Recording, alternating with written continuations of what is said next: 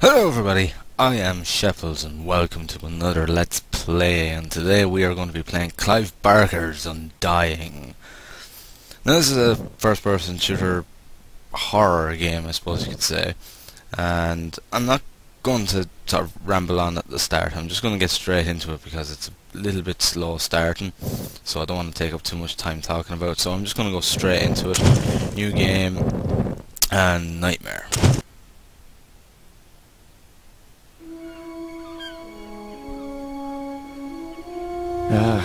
I'm tired of traveling. We're fighting superstition and its many manifestations. Even though it was me who chose to debunk folklore and mysticism. Little did I know I'd end up being labelled as Patrick Galloway, the man with endless occult knowledge. Before I knew it, people all over the world paid me to investigate all kinds of weird things. As long as they paid me, I'd look into it. Funny thing though, the more I saw, the more I believe there are forces beyond our control. Creatures not explainable in any human terms. Things that make my skin crawl. I fled from Ireland and hung around Paris and London with no real purpose till the Great War started. I joined a special unit whose job it was to squelch the fears of the superstitious farm boys who made up the fighting ranks. The Trasanti were the biggest pains. New commanding officer, Jeremiah Covenant, led our unit in the hunt for their camp. We were ambushed. They came streaming out of the woods, waving swords and howling like banshees. I saw their leader holding a strange stone over his head, yelling weird words in a strange tongue. And just when I was gonna pull the trigger, he glared right at me. A bright green flash came from his hand, and it bowled me over as my gun went off. I woke up in a hospital bed with severe burns. They told me Jeremiah and the unit had gone on without me, but he'd given me the shaman stone to keep. I hadn't given any of this much thought until I came back here to find this letter that Jeremiah wrote me almost 6 months ago, asking me to come back to Ireland and help him out. This is not something I'm dying to do, for it may mean the death of me. He saved my life though, so I owe it to him. Just hope it's not too late.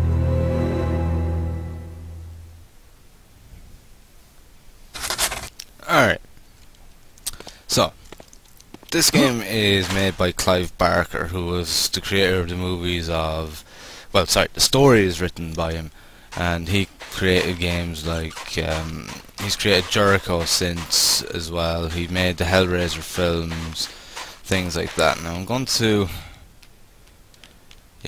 actually have to. I didn't want to have the ambient sound up, but I'm going to, because it kind of ruins the game. There we go. I'll just turn it down a bit more, because like there's some. Wow, that's loud. Sorry, I'm just trying to get this right. There's some music in the game that will probably fire up a copyright notice with me or something, so I don't really want that, but the thing is, if I knock it off, it knocks off everything else as well, so fuck it. But anyhow, this is a really good game. I played this about a year ago, and before we get started, I'm just going to go through things here. So this is our first spell, which is called Scry, and I'll basically read out what it does here. A spell that allows me to see and hear past events from the geographical location in which I happen to be standing. It also casts an ethereal light on enemies in dark areas, giving me the ability to see my foes as well as find my way. I must be careful in its use, as it has no offensive power and seems to drain my energies for short durations. Learned men have stated that they believe that man has yet to unlock the full potential of the mind.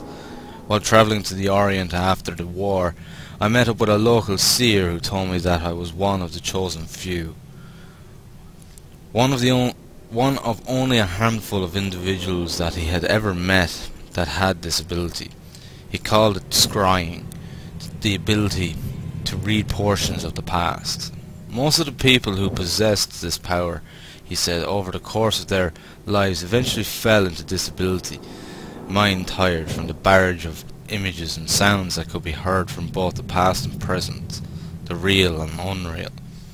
I know I have the ability to scry because of infantile words I hear calling within me at times, begging me to look deeper into the past, deeper at what actually isn't even in front of me. I am truly wondering if this is a gift I dreamed of, or a sick curse placed upon me by a outside force. This is basically your journal, and it records everything from items to spells to basically conversations and journal entries that Patrick puts in as you go throughout the game. Revolver, my trusty revolver, a 6-shot weapon of forged metal grace. Durable yet lightweight, my military piece has seen many a country and spilled much blood over the years. The Gelzbar Stone. The Gelzbar Stone, I have carried this artifact ever since the day Jeremiah gave it to me following the battle with the Tersanti. It seems to throw out a shockwave of considerable force, and ever since I acquired the stone I have noticed strange sightings and visual anomalies. However, the power of the stone has its dark side. On occasion a beast from beyond this world has attacked me. My only explanation for its appearance is that I was using the stone's power for too long. I have not seen the beast for a while, of course. I have not needed the stone. Remembrances. Now this is his own personal journal entry. Each time my past fades from memory, fate has a terrible habit of reawakening me. Most often the unpleasant name of Otto Kessinger is the vehicle of remembrance, but not today. My old friend and commanding officer in the Great War, Jeremiah Covenant, has sent word. It has been years since I have heard from him. His letter came whilst I was away, sitting unopened for nearly 6 months. My joy at reading his name was quickly replaced by sorrow, then by fear. Jeremiah has fallen ill and requires my assistance at his estate in Ireland. I have not yet set foot on Irish soil since poor Gwendolyn's death, and I did not think anything could make me return. Could I have been responsible for her death? Being legally exiled from my homeland was painful, but nothing in comparison to my memories. How did she end up on the floor? How could so much blood come within a sound? How was that knife in my hand, and why was Kessinger suddenly nowhere to be found? But Jeremiah saved my life, and I cannot deny any request he would make. The necessity of my presence is somewhat vague, as his letter at times was incoherent. He speaks of his sickness as a family illness no medicine can cure. Regardless, I will go to my friend. I have booked passage on a steam liner leaving tomorrow, arriving in 4 days' time. I hope I am not recognized by the authorities. I hope I am not too late. Okay. So there's going to be quite a bit of that as we go through. Now I'm going to show you an example of scrying. See the stones lighting up now? That means that there's something to be seen. I don't know why a rat is attacking me. I don't know why they're attacking me. I've never had that before. But that basically, when that happens, it kind of allows you to see into the past. So that guy there, something there was something to do with the past. So let's go on. I'm Patrick Galloway, a friend of Jeremiah's. Sorry it took me so long to get here. His letter said it was most urgent. Jeremiah was beginning to think that the letter never arrived in your hands. He's been quite anxious to see you. We've all been quite worried. Jeremiah's now bedridden. Follow me and I'll show you to his living quarters. I apologize for the look of the house, but there's only a skeleton crew of servants now. Jeremiah let go of everyone else, and the house is much too large for us to clean. Because we've lost electricity to most parts of the house, we can own quarters.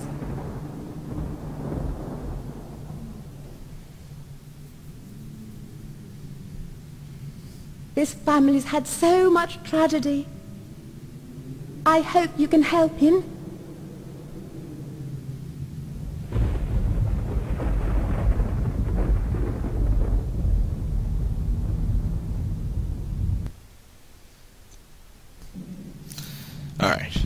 Now this does take a little bit to get going, because it is quite a story-heavy first-person shooter. Hi there! We'll learn who that character is as we go along.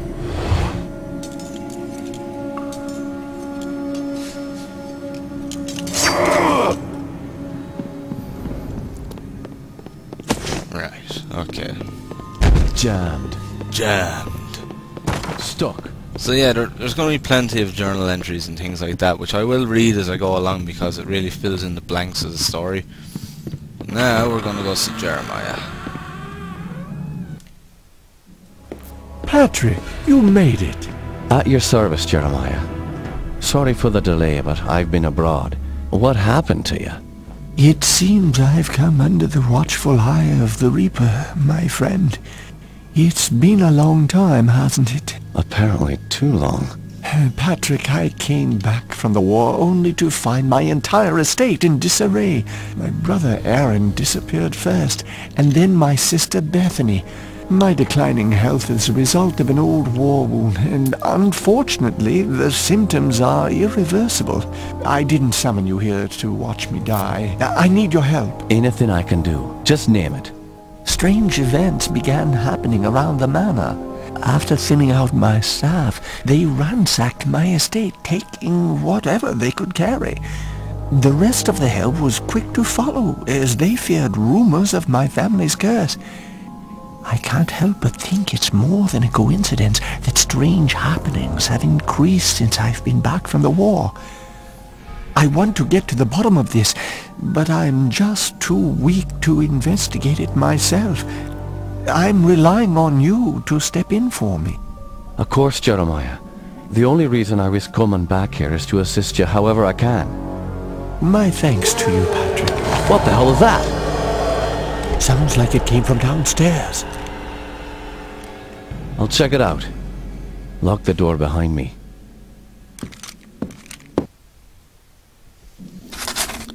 Alright, so new journal entry. I've arrived in time, apparently just in time. Completely bedridden, Jeremiah is a shadow of his old self, appearing many pounds and a few shades lighter. His explanation for calling me is still unclear. He speaks of strange happenings around the estate, problems that he is unable to rectify in his weakened state, and has requested that I investigate. I of course agreed. Before I could ponder where to begin my exploration, the servant who showed me to Jeremiah's room screamed from downstairs. Often where to begin is the most difficult step. Right, so Jam. we gotta get a move on. Stuck. So this is basically my spell select.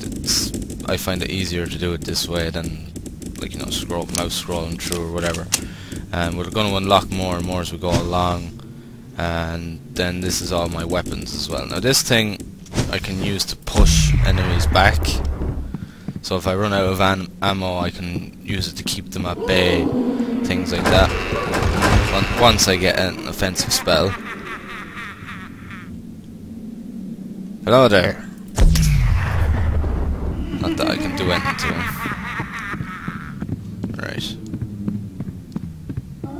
As I said, I have played this before, but I'm not going to ruin the story. I'm going to just sort of let the story tell itself. Won't budge. So, like, I'm not going to say who that is or anything. I'm just literally going to go through the story as if I haven't done it before. I'm going to keep the stone on me for now because it tells me when there's visions and things to be seen. There he is again. Can you describe what you can only see? As the bonds of flesh are broken, the world becomes apparent. Right, we got some ammunition. Now the difficulty in this game, I've chosen Nightmare. The difficulty doesn't really affect the overall, you know, how much damage a creature does to you or anything along them lines. It actually just affects the amount of ammo that you get with each pickup, things like that. So it actually Stuck.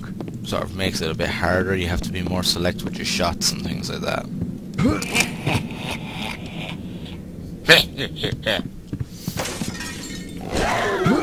Alright. I'm gonna take out my revolver. Or at least that's what I think is the case with the difficulty anyway. Oh, bollocks. There's another one behind me probably. No? Okay. Now I've completely and utterly reconfigured all the keys and everything because they are a little bit awkward, I found. So I've completely reconfigured them. So if you do get this, you will have to reconfigure all the keys. Now WASD is standard. Shit. But the rest of the keys, like reload, things like that, are completely different. So okay, do you hear that's our humming sound? That's an amplifier. And an amplifier is used to increase your spell's level. Each spell can be leveled up a total of 5 times, and each time it gets stronger. Oh, that hurt. But yeah, this has been written by Clive Barker, who, you know, he was the original writer and director of the Hellraiser films, particularly the first 3. He kind of only was a producer for the later ones, but he's done a couple of games. He's done this, and he's done Jericho. I'm not sure if he's done any others other than that. Now, one thing that we need to do first. Let's go in here. There's a journal here, which I'm going to read now in a second. There's also a secret door here to where that amplifier is. Now, I'm not going to use it yet. I'm going to wait until I get my next spell, which is my first defensive spell, which is where the stone really comes into play. So I'm just going to make sure I looked everywhere now, because it's not open world. You can't go where you want when you want. You can. It's what I call kind of semi. Stuck. So like when I continue on and go back to Jeremiah now, I won't be able to come back here. So you have to make sure that you find everything before you continue on. So I was just double checking, that's all. So we're going to just continue on up here.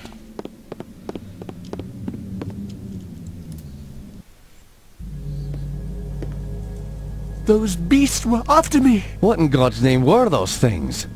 They're called Howlers.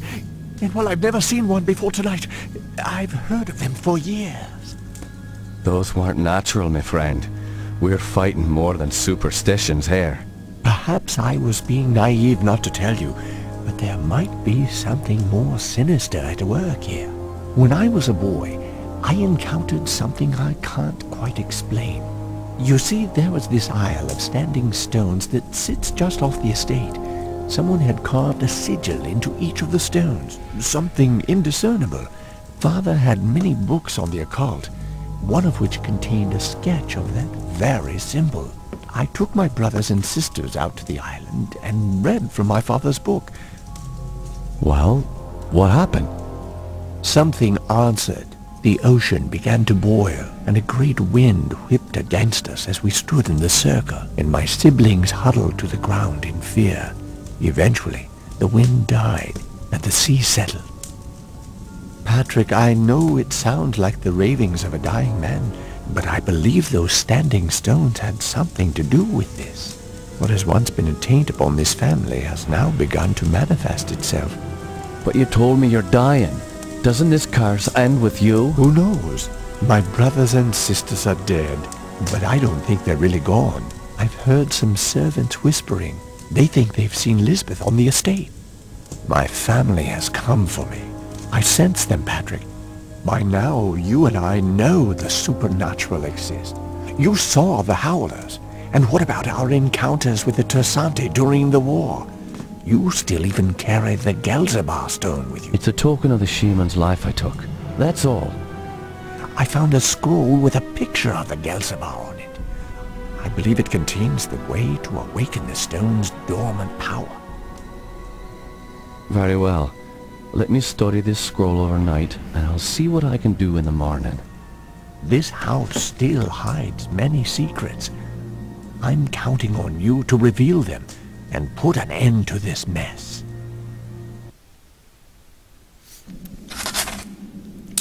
Okay, the next day in your guest room.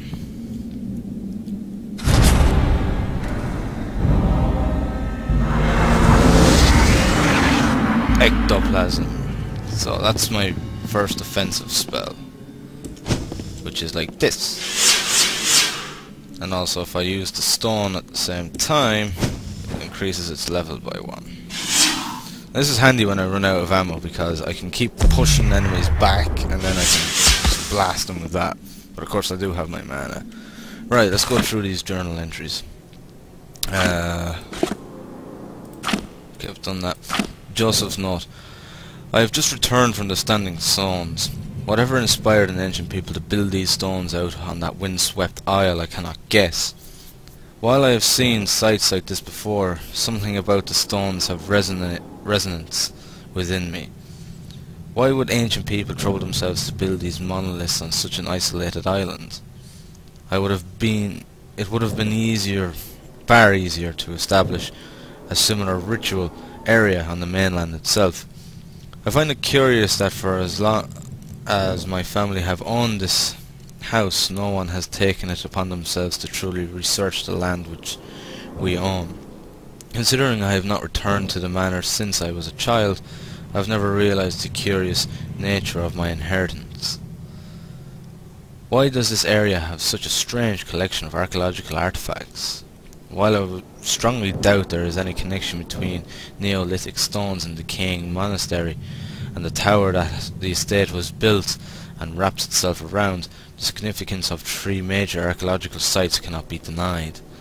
The tower is a local legend itself. Supposedly during a great storm the tower just appeared on this site.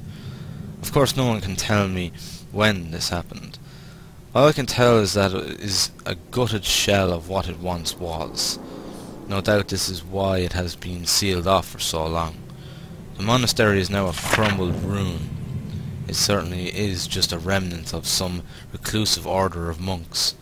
Seems that Ireland is dotted with these retreats.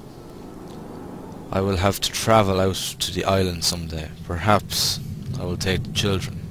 Joseph. The amplifier. This strange crystalline stone seems to be a source of finite power that may be used to increase the power and effectiveness of my spellcasting. I must keep my eye peeled and ears open for its pinkish hue and low hum. Jeremiah's disclosure. A piece to the puzzle, the scream downstairs was the result of an attack by a beast, something Jeremiah called a howler.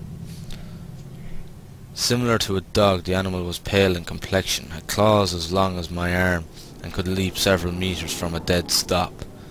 I killed the fiend, but before I could thoroughly inspect the corpse it vanished without a trace. Upon questioning Jeremiah I am little more unnerved than I was after seeing the howler. He told a story involving his brothers and sisters in the Isle of Standing Stones in the sorcery book of his late fathers. Apparently the Covenant children led by Jeremiah went to the island and read from this strange book. He maintains it was simply a prank to scare his kin. He believes something from within the ring of stones answered back, raging the sea, angering the wind and shaking the earth. Since that time Jeremiah has been visited by terrible misfortune. All of his brothers and sisters have passed away. I recall one late night in a foxhole Jeremiah showed me a picture of the youngest sister Elizabeth. No more than a teenager, she was so striking I found it hard to concentrate on his descriptions of the others. Anyway, Jeremiah is not completely convinced that they are indeed dead. Well, to be precise, he is not sure they have remained dead. I suspect that these are delusions brought on by his memory of that day at the stones. Otherwise I can only imagine this is a terrible prank played upon a dying man. But if they are only delusions, why not inform me of them when we first spoke? Why would he not write me of such in his letter? Perhaps he did not think I would come. Ectoplasm. The scroll Jeremiah gave me has revealed a powerful spell. It seems that with the proper concentration and focus of my mana, I am able to release ethereal bolts of ectoplasm from my hand. Unreliable at far range, the mystical damage seems quite effective in close quarters. Okay, I'm going to leave it here for this part, guys, and we're going to continue on in the next one. So I really hope that you're enjoying this new one so far. This is a great game. It's got a great story to it, and it's really, really fun, and I hope that you're going to enjoy it. So thank you very much for watching. I hope you've enjoyed the video, and as always, I'll see you in the next one. Thank you, and have fun.